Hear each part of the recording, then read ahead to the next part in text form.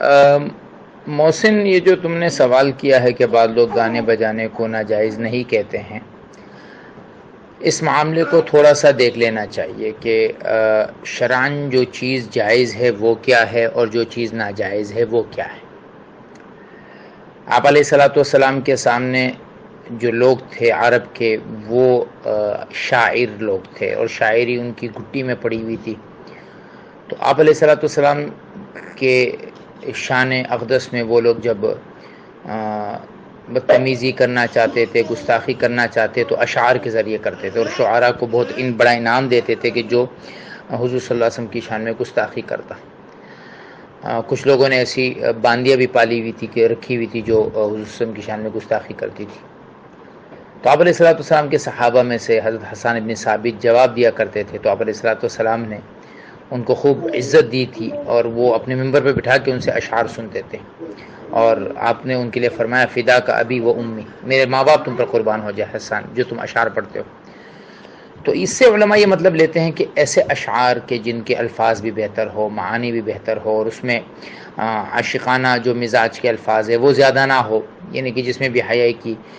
چیزیں ہوں وہ نہ ہو، کہ جی وہ شاعر اپنی محبوبہ کے کہیں گالوں کے تعریف کر رہا ہے تو کبھی جو ہے جسم کی تعریف کر رہا ہے، ایسے نہیں ہے، بلکہ صحیح الفاظ ہیں۔ تو اگر ایسی شاعری ہے تو اس شاعری کو سننے میں اور ایسی شاعری کو پڑھنے میں کوئی حرج نہیں ہے۔ کوئی ایسے الفاظ ہے، کوئی ایسا گانا کسی نے بنا لیا ہے کہ جس کے الفاظ بہتر ہے اور اس کے الفاظ میں کوئی غلط چیز نہیں ہے، تو اگر کوئی آدمی اس کو گنگنا لیتا ہے تو شرعاً اس کی گنجائش ہو سکتی ہے، لیکن وہیں پر شریعت نے جو ہے وہ کچھ چیزوں سے منع فرمایا۔ انما الخمر والمیسر والانصاب والازلام رجس من عمل الشیطان فاجتنبوہ۔ اس کی تفسیر میں حضرت عبداللہ بن عمرو بن عاص رضی اللہ عنہ فرماتے ہیں کہ اس سے مراد جو ہے وہ لہو و لعب اور گانے بجانے کی چیزیں مراد ہیں۔ اب ایک یہ ہے کہ قرآن کو صحابہ نے کیا سمجھا، وہ صحابہ جن میں نازل ہوا، وہ صحابہ جن کو آپ علیہ الصلوۃ والسلام نے قرآن سکھایا، وہ قرآن کو کیا سمجھے، انہوں نے اس سے یہی سمجھا۔ یہ جو آخری روایت ہے یہ اسی آیت کی تفسیر ہے جو عبداللہ بن عمرو بن عاص رضی اللہ عنہ سے منقول ہے، کہ یہ جو رجس من والازلام، یہ ساری چیزیں جو ہیں اس سے مراد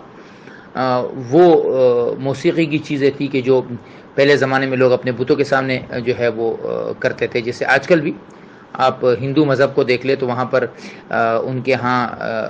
گانا بجانا اور ناچنا یہ ان کے مذہب کا ایک اہم حصہ ہے۔ اور گھنٹی، آپ نے جیسے پہلے حدیث میں نے یہاں پر جو شعر کی ہے تو آپ نے فرمایا کہ گھنٹا جو ہے، گھنٹی بجانا یا گھنٹا بجانا یہ شیطانی آلہ ہے۔ تو اب جیسے ہندوؤں کے مندر میں گھنٹا بجتا ہے، عیسائیوں کے مندر میں گھنٹا بجتا ہے، تو یہ بھی ایک طرح سے ایک موسیقی کا آلہ ہے۔ تو آپ علیہ الصلوۃ والسلام نے ان چیزوں کو منع فرمایا۔